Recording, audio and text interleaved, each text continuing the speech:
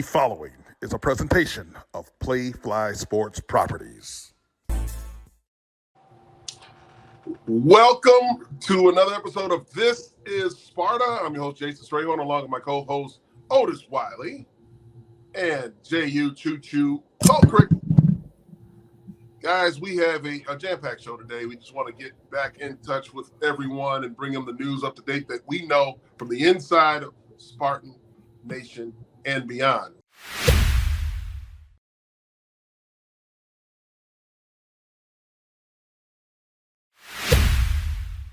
So we wanted to cover, because this is something that it's a story that will not die, guys. And it's just the Mazi Smith situation that's happening in Ann Arbor. It's not so much what's going on with the kid, but what the hypocrisy of the administration involved. We're talking about Michigan football, where we had more information, more insight into what happened on that night of October 7th as Mazi was pulled over.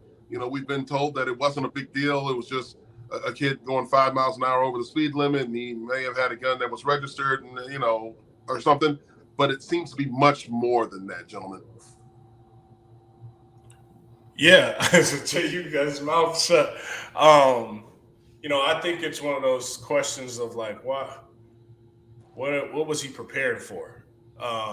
With the ammunition and obviously the gun, driving around at that time.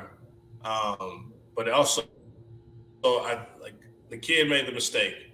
We get that. So that's that issue. I think it's the administration and also the coaching of that same energy with us and what down with us, and condemning our players and putting our players into requesting that they get the full maximum punishment, and calling us out and having to respond as quickly as we did. And now, you don't hear anything. You don't hear anything from their fan base where they were on us, talking about us. We had to, look at all of our comments and say all the craziness that, we were being claimed this, claimed that, and calling our players thugs. And I just think that there has been absolute silence. And now it's being brought up, and it's how the beat writers kind of have turned the tide. The media has turned the tide to discuss and point out is where's the answer? Where's the same energy that you guys had when the other stuff happened? So I'll just stop there, and that's all my comments on that one. Yeah, like you, Otis, I have, small comment on that as well. Like you said, Mazi Smith, he's a kid. At the end of the day, kids do things, and, what he did was not right. Yeah, we all know that, but it's the hypocrisy on the administrative side of things at the University of Michigan that should be called into question here. Jim Harbaugh did an interview and said, he fully believes in the process of the jurisdiction, the due process and all that stuff, with the laws and everything like that. But why did he not afford that same opportunity to these 8 players from Michigan State when he was standing there fanning the fire and, having these guys, be fully prosecuted to the fullest extent of the law, and he wants action, he wants it now and everything like that. So that's what my issue with the whole thing is. You can't sit there and say you want action, you want everything right then and there, but when it happens to someone in your family, you take a step back and you're like, oh well, this is a good person, we understand, so we're going to continue to put them out there to play, and we're going to continue to put them out there to represent our team. So I think that's the issue that needs to be looked into deeper. You can't have your cake and eat it too. Do you think that Mazi Smith is a guy who should have missed any time to date? And since he has not, what is a just punishment for what has occurred since then, seeing that they're now into the playoffs at this point? You saw how we self-imposed our dealings with suspending the players based off of the video evidence. I think once they once they had this issue and they heard, it should be an immediate same energy of self-imposing because of like what that tells the rest of your players, what tells the program, what tells the fans, what tells the followers of that you decided to make that decision to let this be handled in the investigation, knowing that, you know, he's a pivotal piece of that defense and that team. Now, you look at it, if Mazi Smith wasn't who he was and was not regular, but a guy who has not been contributing to the success on the field, I think they would have had a different energy and he would have been let go. That's just my opinion on that one. Yeah, and I think, we have to dig deeper back. Years ago, there was a player at Michigan that was under Lloyd Carr, I believe, was in possession of a gun, and he was kicked off the team. The player was kicked off the team. And you said, do we think Mazi Smith should have played? That question and that answer, it's not on Mazi Smith. Mazi Smith, of course, he's an athlete. He wants to play. That's on the administration. That's on the coaching. That's on the program. You have these rules set in place. You speak these rules at the beginning of every single year in your team meeting. This. If you do this, this happens. There is no middle ground there. Coach Antonio will always say you're either in or you're out. There is no in between. And I remember specifically when I first came here to Michigan, when I first came to Michigan State and we're in the team meeting with John L. Smith, he said absolutely no guns. If you have guns, if you have a permit for guns or anything like that, you can't have it. If you brought it with you, bring it to me. I will keep it at my house. When you're going home, you can take it back with you. That was the rule there. So I think it's a program rule, and those things it's not a question for, that Mazi Smith should answer. Should I have played or should not have? I have not have played. That's a question Jim Harbaugh and Ward Manuel need to answer, and that whole entire program needs to answer. Those are the questions that have to be answered, and it's a program thing. These rules are put in place, and Otis is exactly right. If this guy was a walk-on, if this guy was a third-string guy, he would have been off the team because the optics would have been like, we had this issue and we settled it because we do things the right way. But because this guy was a captain, this guy was a starter, this guy's contributing to the success, and they're having a great season, so they're going to decide, hey, we'll sweep it under the rug and see what happens. Very dangerous precedent set so far when you're talking about allowing players with guns in your program. Very difficult to police that going forward. If another player decides to do the same thing, I think that's a little bit more dangerous on these area of Ann Arbor than maybe some guys fighting in a tunnel. That's just my opinion, for whatever that's worth. Before we get into our next segment, make sure that you definitely click the like button and go subscribe to our YouTube channels and our socials per this message. Click on the link in the bio anywhere: Facebook, Instagram, YouTube, Twitter, even TikTok. Go to that link tree and you can find us where we can get tickets in hand. I know it's hot now for the basketball season. Everybody wants to be inside and stay out of that cold weather and get in that Breslin. Follow us and we'll get those tickets to you. Also, our messages from our friends over at IHOP.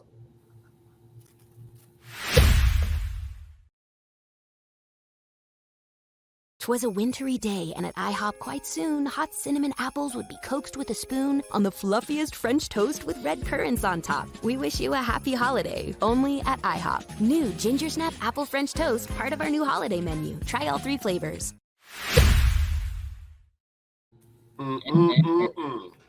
Hey, can we give a shout out that this is the episode 30, the Dirty 30, the Choo-Choo episode? Yes, sir. We made it. We made it. We made it to 30. How about that? I thought after that first one, I was like, yeah, this ain't it. At IHOP, by the way. At IHOP, we had, oh man, if people would know what it has taken to get to where we're at, one, kudos to Pete. He has truly changed the game. Oh, so if you see Pete anywhere walking the Pete streets, Menez, you need to give that man his flowers. because we're going to give him a bunch of flowers. Forget flowers. Buy that man a drink. Well, yes, as always. But you know what I'm talking about. You know what I'm talking about. Yeah. But no, man. If you think about it, when we sat down in that, we had equipment we didn't even know we had. Did we have it? Did it work? Internet. Oh, wow. And now look at it, man. So. We shot the first one off a cell phone. My cell phone, you're right. We can't let that be missed. We shot the first one off of a cell phone at IHOP. And now look at us. Mama, we made it. Mama, we made it. Still got a long way to go. I mean, we got more support that we're gathering. I mean, there's a lot of people in the background that do a phenomenal job with this. And, we couldn't be here without their help. Definitely thank you for Pete doing his job. I mean, yeoman's work behind the scenes right here, bringing you the beautiful hashtags. And, my grandpappy said, or my sources graphics. Oh, man. Sources. That's awesome. That's awesome. We done came up, man, from the east side, baby. One thing I would say, the moral of it is you don't know if you can do it unless you start, right? And we started it. We knew it was going to be some hiccups. We knew it was going to be some craziness. And there's nowhere else to go but up, man. We keep moving this thing. So glad I'm part of this, man. I'm glad I'm part of this with y'all, man. Glad to be on this with you. Oh, is that a grandpappy thing? I should say, Jehu's grandpappy said, and I didn't even know he said. Same thing, you make you cry. We'll make you laugh, too. We'll say it in reverse. Awesome. Going on to transfer portal news. Looking at the portal, guys, I mean, we know that it opened on December 5th, on this past Monday.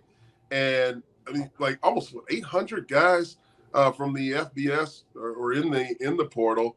You're looking at it's topping 1,000 players at this time. But when you look at power, a question for you before you. I know this is off the beaten path here, but we're going to jump into the portal here, and a lot of people watching are going to be like, Michigan State should, make a splash in the portal, or they should do that. Do you guys feel Michigan State, to get to where we want to go, need to make a splash in the portal? Because there's a ton of people. You're going to give us the stats and the numbers and stuff in the portal, but before we jump into that, do you guys feel that Michigan State needs to make a splash in the portal?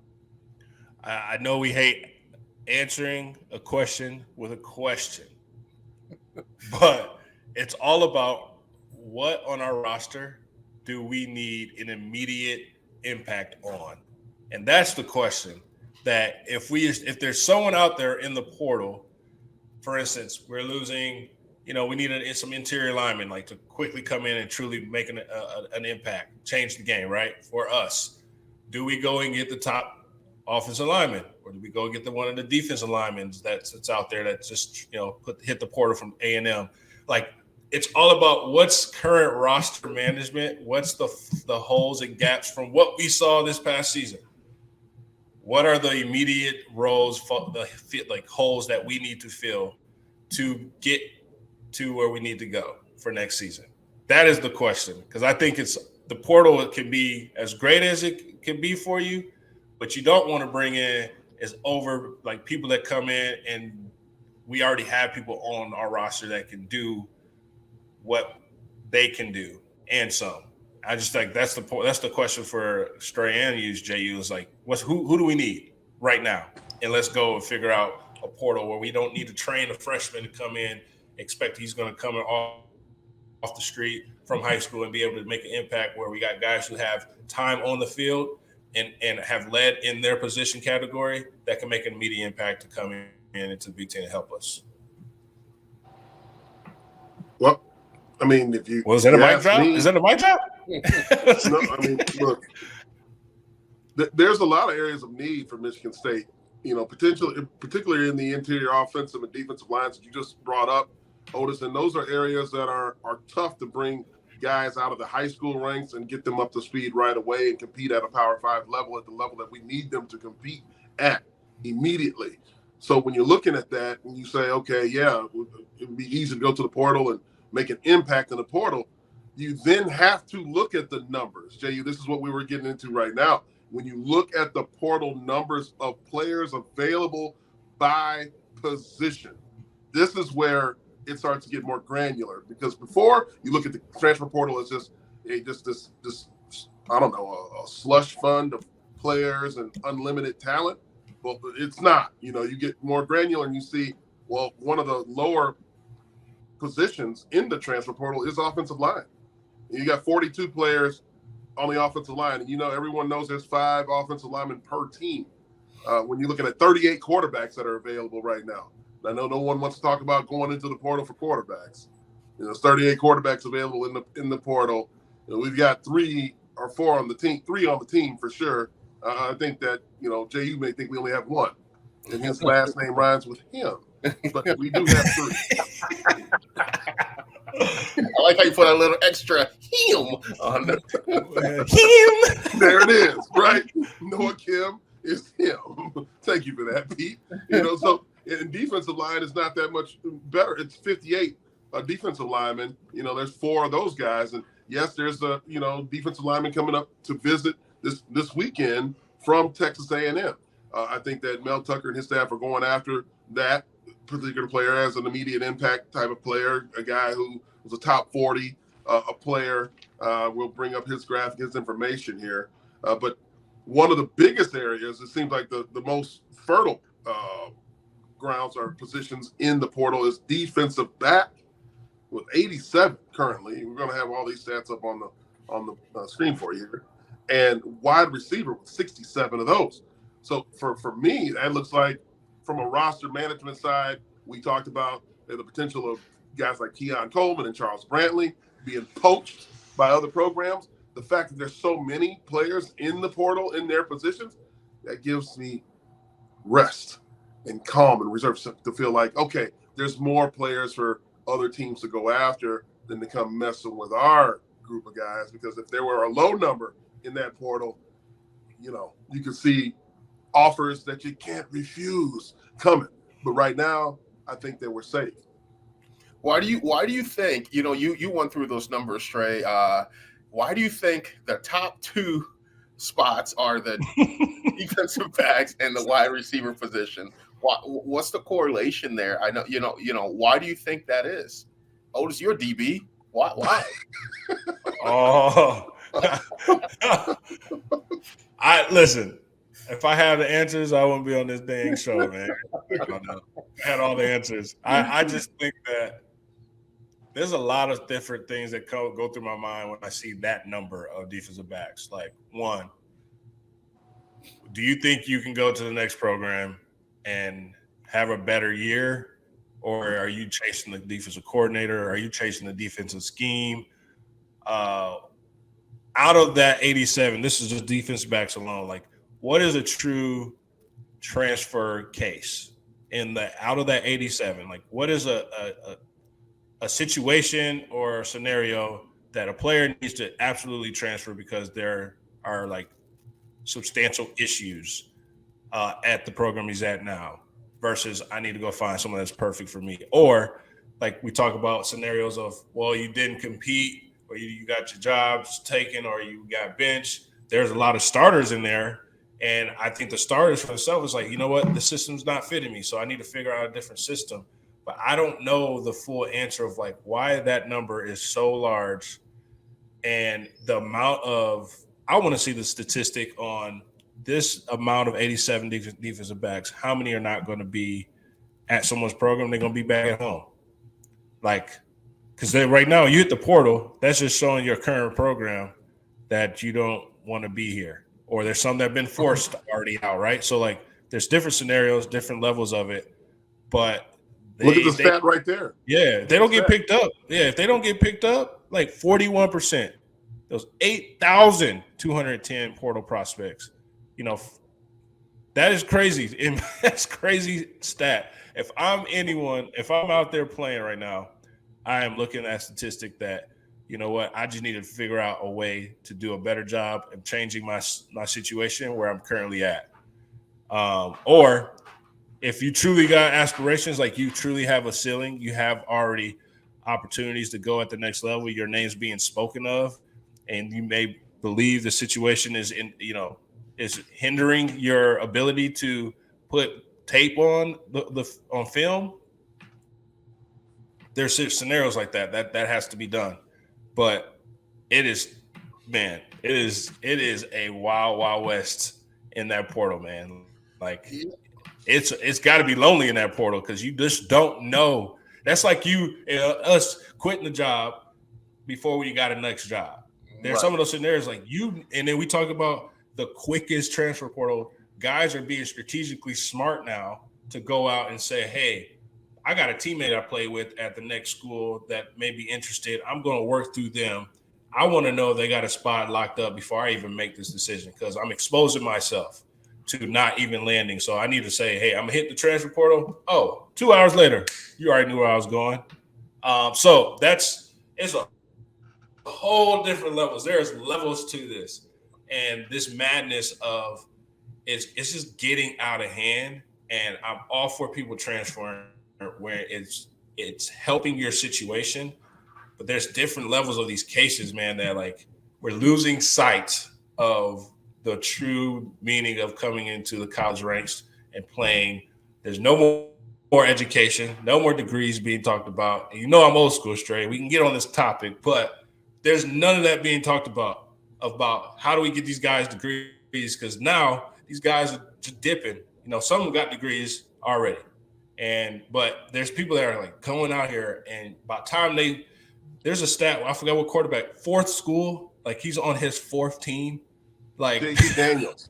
Yeah, dude, fourth team. Like, what else are you trying to prove? Because clearly you're proving something different. Like, it ain't working everywhere you're going, bro. So you got to look at that. What's the common denominator in that? 4 schools. The common denominator, it's you. It's like you talk about being old school. I'm old school like you. You look at someone's resume. They have 4 different jobs in 4 years. It's like, okay, what's happening here? Can you stick with it? So that's a big thing about this transfer portal. A lot of people think the grass may be greener somewhere else, but as my grandpappy would say, hey, man, I feel like you about to steal what I said. My grandpappy Otis said this. Don't let the smooth taste fool you. And also, talk is cheap. Good whiskey costs money. Oh, yeah, it does. And that's what I think a lot of these players think they're going to do is find some good whiskey somewhere. I think that's what they're thinking they're going to do.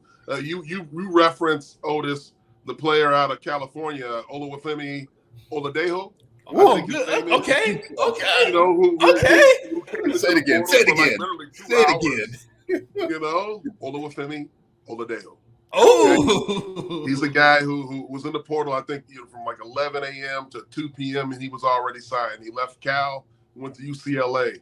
You also bring up when you talk about the offensive line position, the most coveted position when you look at the numbers, given that there's 5 of them out there. When Michigan State needs interior offensive linemen, do you have time to wait and refresh the portal and then reach out to the players, 24 to 48 hours later and try to set up something? No. Arizona State has a player, Darius Henderson, goes into the portal. The next day, signs with Michigan. He's already done. So you tell me how an Arizona State player is in the portal and all of a sudden he's literally hugging with the offensive line coach and one Jim Harbaugh. Saying, my next home is here. This is where I'm going. So, we talked about this with Corey Robinson from 247 Sports about the tampering issue. Guys, it's going on all over the place. And either you're getting some schools are saying, oh, we can't do it. Others are pushing the envelope saying, catch me if you can, because I'm going to continue to do it until someone stops it. And because the NCAA is literally not policing that. They don't have the ability, the capability, or the capacity to do so. And it's no knock on them. It's what the Supreme Court has already ruled and said, let these players move about wherever they would like, because if you get in the way of them and they sue the NCAA, the Supreme Court is siding with the players, guys. So What say you? What does Michigan State do in order to improve their roster? Do we need to get more aggressive with these players? Do we need more staff? Do we need more fun? What is the answer here? I think it's a twofold answer. I think, back to the question I posed earlier, what does Michigan State have to do in order, do they need to make a splash in the portal or not? And I think, they have to pick and choose correctly. If you want to do this, and this is going to go against what everyone else thinks, is going to go against the grain of what a lot of people think. I think you need to go more, methodical approach of picking out a couple players that you want that can fill gaps while you get these guys that you recruit, these homegrown guys, up and going, and then they can replace them. And that way you can work yourself out of the portal, and not every year you're having a team full of guys from all over the country. And now you're trying to rebuild a culture, rebuild a thing all in 1 year, as opposed to older guys teaching the younger guys the culture and everything like that. And that takes the coach out of that, and the coach can worry about X's and O's, game plan, and putting players in the right position to be successful. But making a big splash in the transfer portal, bringing in a bunch of guys, a coach has that that time the coach can spend on game plan, X's and O's, and getting the program right. They have to start building that culture again each year. So that's why I think Michigan State needs that. We definitely have some needs. Yes, we definitely need to use the transfer portal to our advantage. But I think we made too big of a splash in the transfer portal year in and year out the past couple years. Sometimes it's great. Yeah, we got K9 out of it. Great. We got some other guys that helped us. But I just think continuing to do that grassroots approach, bringing guys in, creating that culture so they understand. But while they're being groomed to fill those roles, you get some guys that can come in immediately and make an impact. And these guys can be getting bigger, stronger, faster in the weight room and learning from that and continue to grow that way.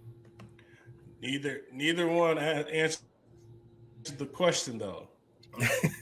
From what we saw this past season, sorry, man, I got a contract in the basement, so you're going to hear all this noise. But what we experienced and witnessed this season, what are the holes that we need to fill immediately with a top transfer in the transfer portal?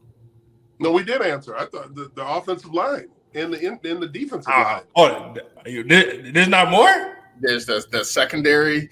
We need Hold on. There's for me, I mean, it looks like we had a ton of commitments from the high school level. So to me, and you can answer this better than I can, Otis, it seems to be the secondary seems to be a place that you can plug and play a young player that has athletic ability, that can run and fly, as long as he's got the technique and has that ability to cover. I mean, as long as you get him up to speed, maybe not at the safety position, but at the corners, definitely you can get young players in there that can play at a high level. Yeah, I agree. So, yeah, 21, went out there, played corner when he is a safety. And I remember I talked to him, immediately that Monday, and he was just like, man, I was just trying to do the best that I can. Like, this dude's a humble kid. He gets it. I'm like, as a freshman, you went out there to play corner against a nice high-powered offense at Penn State. And yes, you got scored on, but it was a perfect pass, perfect catch. But he was in position, but he also did what he had to do. And that shows me that we got some talent back there, man. And I know Coach Barnett, being coached by him, I know the standards that is put on the defensive secondary to be the best. And we, like you said, Stray, we have young dudes that played that showed us, like, man, where have they been? They've been sitting on the sideline, and we got two seniors that have left us, and Xavier Henderson and KB. And so it's really going to figure out, can they communicate? And I rather let the chips fall with our young guys and not bring in a transfer who may be bringing in some bad technique practices that Coach Barnett's going to have to spend time in breaking and then molding into what we have. But I also see that there's 87 people in this transfer portal on the defensive backs, and like I don't want to name none of them. To be honest, I don't want them. We don't need them right now.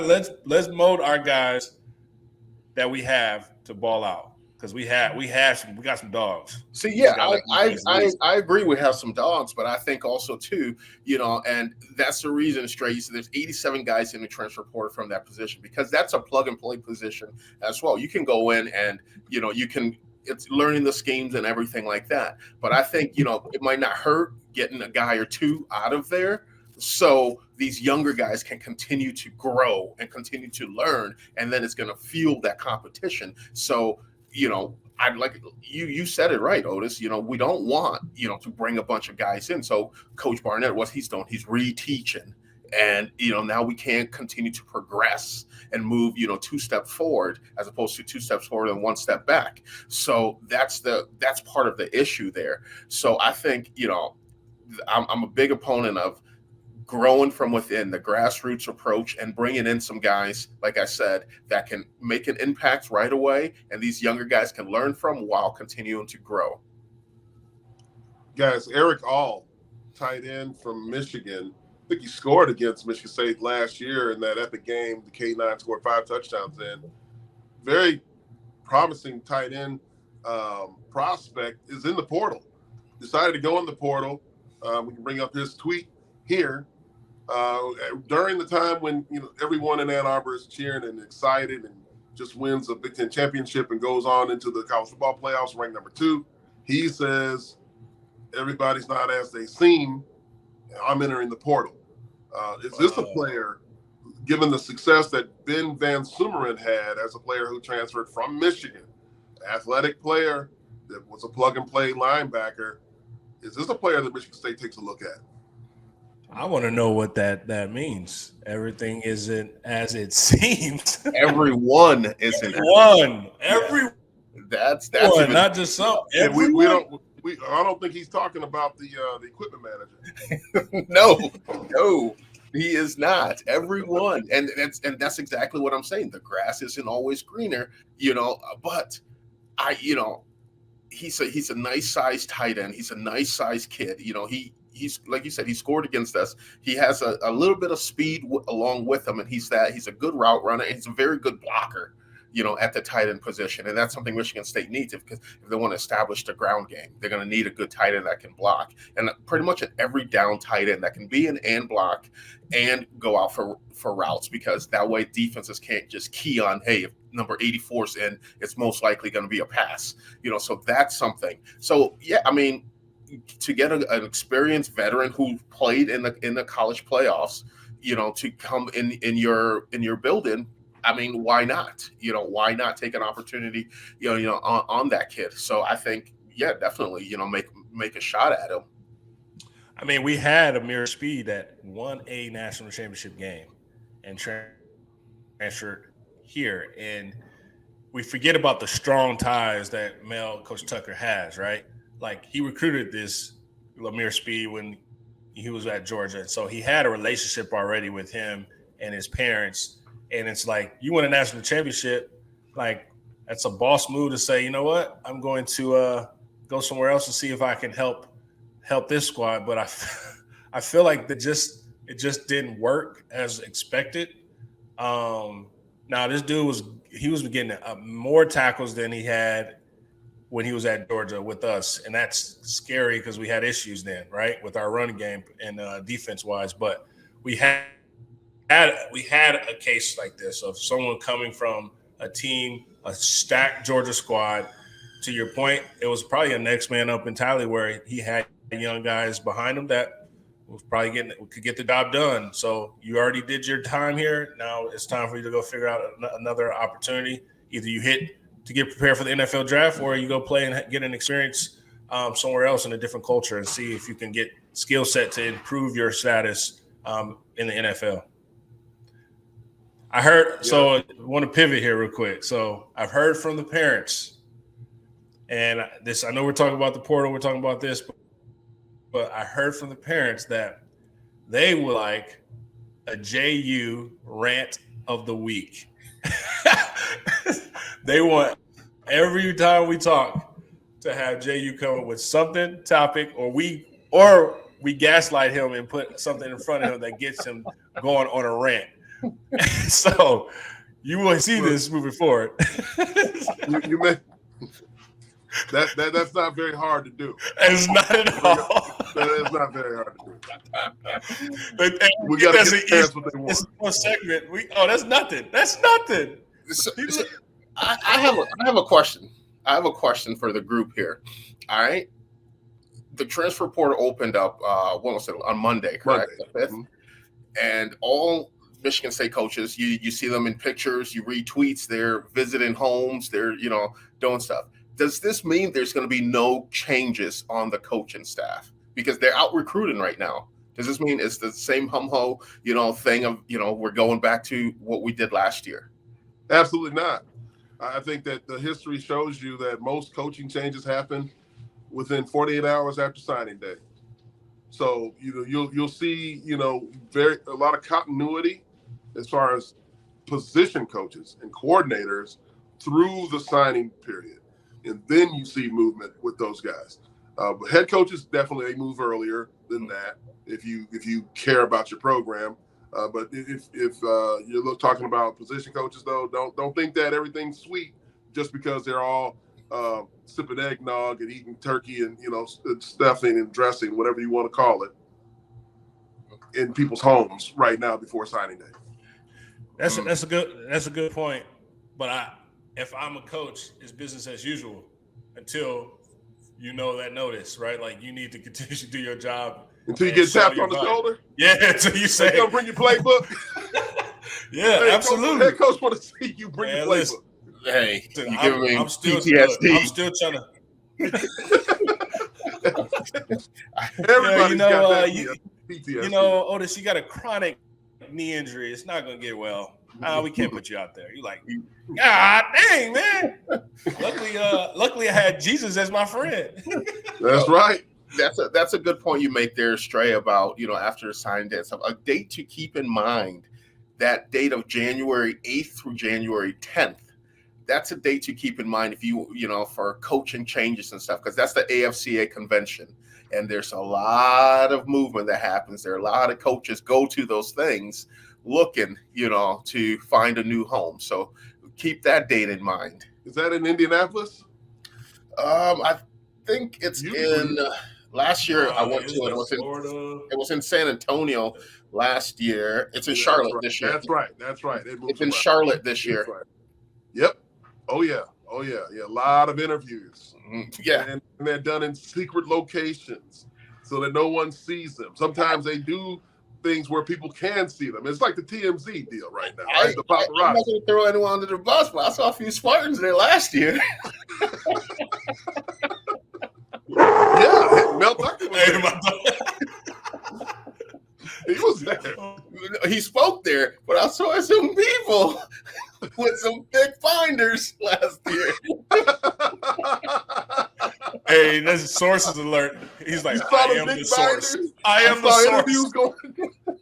source. So just to be clear, what Jehuu is implying is that there were Michigan State coaches interviewing with other teams. No, he ain't say that. He ain't say that. He said big binders. I did not say That's that. what he's implying. I saw some big binders. The binder is to perfect your craft. Come on, man. Come on, man. Okay, we're learning. This is all about learning. There's other speakers there. You can get better notes, whatever it takes. Hey, that's fine. Hey, look, man, guys. Look, I know that we got a lot going on to cover here. We wanted to talk about the portal today and where it stands right now. There's a lot of moving parts. I'm literally down in Florida for national championships with my son Cody. So hopefully we can bring back the chip for the 14 UOC Buckeyes. You guys, you got a lot going on. I know, Otis, you have contractor, builder Bob the builder in the basement. He's handling stuff. Man, I'm trying to get ready for I can host y'all, man. We can have one. We can't wait for that. In your basement. All three of us are gonna be in your basement. Wiley Man Cave, man. See, I'm trying to get it right, get it tight, man. Trying to be a grown up here, man. Adulting. No, guys, so really special thanks to you guys for jumping on this show today. and bringing the people what they need. I also want to give special thanks to Lori Miller Rodriguez and Kenny Perez. Both of these people are over at the Ransom Everglades High School. They're helping my son out with a little helmet issue we had here with Radell. You know, we don't have the resources that teams like Michigan State. I told you, give me his size. And like, yeah, I know, man. Hey, I know you can do it, but you would have had to. It's too much, right? I know you know all the helmet tricks in the trade, but I had to call in the reserves here locally in Florida to help out. But did his head grow overnight? Man, look, you know how you travel. You remember how to travel? You like somebody would take our bag somewhere. No, they had to carry it through the airport, man. And it's things happen, buckles break. Oh man, just terrible. And then there's no equipment manager here, so it's just the little league, man. It's fun. It's some of the things. They don't provide that. Man, they don't provide that. They gotta have. They don't provide somebody on site. That's how I was talking. You remember playing those days when take the Big Ten, man. Right. Oh man, look, that's not your typical little league back when we played. Like we had our dads, but like that's a legit organized thing that they should have somebody on site. Like that's an organized event, right, Trey? You would think, yeah. But remember when we played though, and like you had like the dads coach, and you go with the helmet issue, and they just take the strap and tug a little bit. Oh, here I fixed it, and then you're like, oh yeah, I'm good. Those rusted out buckles that are on the helmet there. Yeah, I don't have that. Turn your neck. Resist. Man. Well, kudos. Hey, good luck to you, boy, man, and bring back that chip so we can talk about it and highlight how many pancakes you gonna get out there, you think, today? I don't know how many pancakes you're gonna get, Cody. We got to finish blocks. That's what we're talking about. That's all we've been talking about all this week. Finish. Yeah. Hey, well, we need to tally it. We need to tally it up so we can do a IHOP promo. Tally up those pancakes. There you go. It's all about building the brand. I mean, there's a whole nother look. There's a lot of subject matter there. Younger kids are getting brands earlier because they know that Jehu's grandpappy had told them that the same thing that make you laugh or make you cry. And they want to, there we go. They've been listening. They're getting on this, man. So at an early age, definitely, guys, as we digress, thank you guys. Want one more? Yeah, give us one more before we hit the road. Otis, this is going to make Otis think. My grandpapa would say, make sure you sweep the corners, even in a circular room.